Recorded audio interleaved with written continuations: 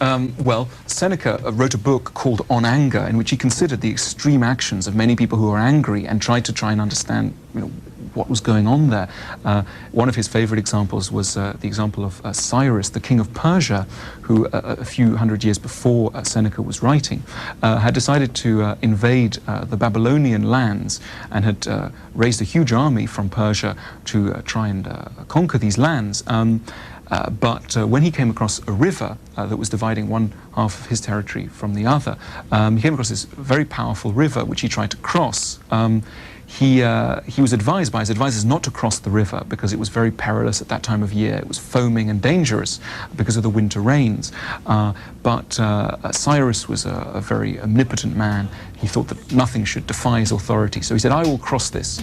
And what's more, I will cross it on my favorite white horse. He had a white horse which he loved. So he started crossing, and the white horse was taken away by the current instantly, as the advisors had predicted, and swept downstream to his death. Cyrus was absolutely furious with the river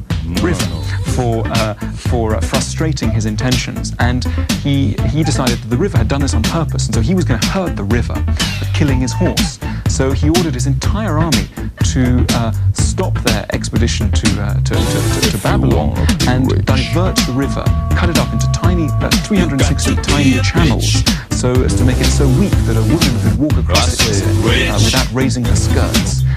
So he wanted to kill the river for punishing, he wanted to punish the river for killing his horse.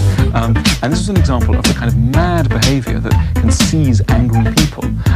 And what Seneca thought that Cyrus was suffering from was a sense of persecution, a sense of being mocked and ridiculed, and that he believed that this is the kind of thing that leads people to feel very brittle whenever something goes wrong, and that kind of paranoia to suspect that even a river is plotting against you.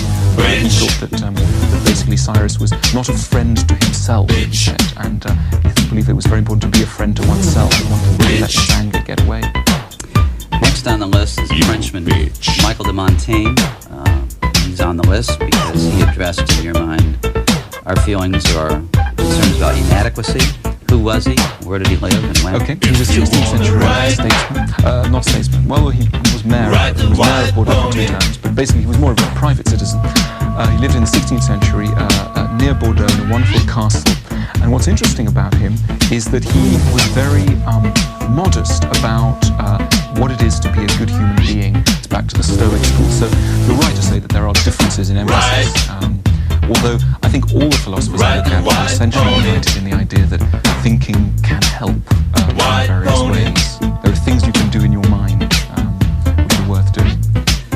Comment on my experience, and that is when I was in college, generally speaking, it was the philosophy majors who were pitied as the ones who were wasting their education because upon graduation they would not be employed. Yes. Well, I don't think the fact that they're not going to be employed is, by definition, means that their course is a waste of time.